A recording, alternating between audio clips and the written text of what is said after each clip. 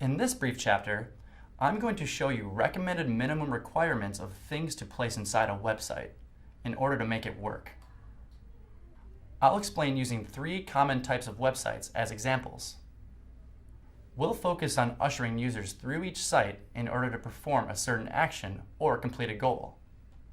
This information relates directly to the principles taught in our first class called First Things First, Plan Your Website's Content, where we discuss starting with goals to help shape our site content. Be sure to review chapters 2 and 3 of that class.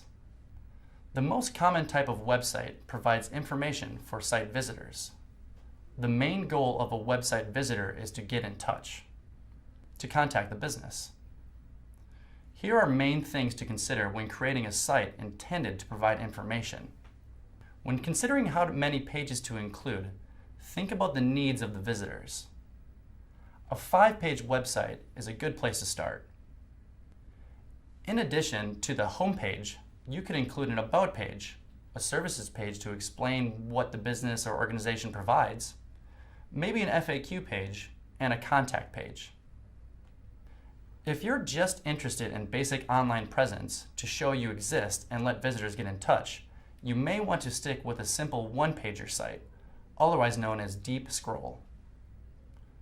This is a popular trend in website design, where instead of traditional multi-page site structure, the bulk of the content is broken into vertical sections on one page. This option is perfect for those who don't wish to provide lots of content to the website visitor. We'll return to deep scroll sites in a later video when we discuss trends. No matter how many pages you go with, make it easy for website visitors to get in touch. Include a phone number and an address, or just a contact form.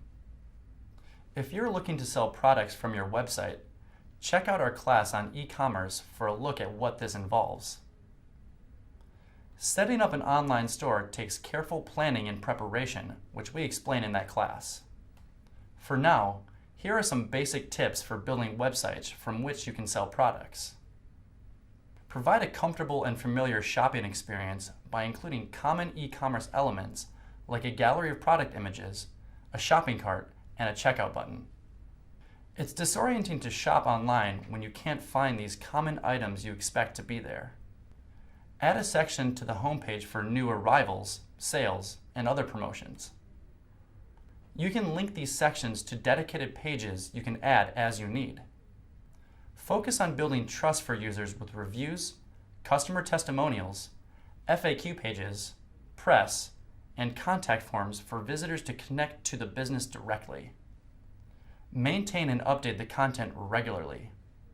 Updating inventory with the latest products available and keeping all products info and other site content fresh and relevant. Think about the future promotional efforts. Don't forget to include social media links and a way to sign up for the newsletter if there is one.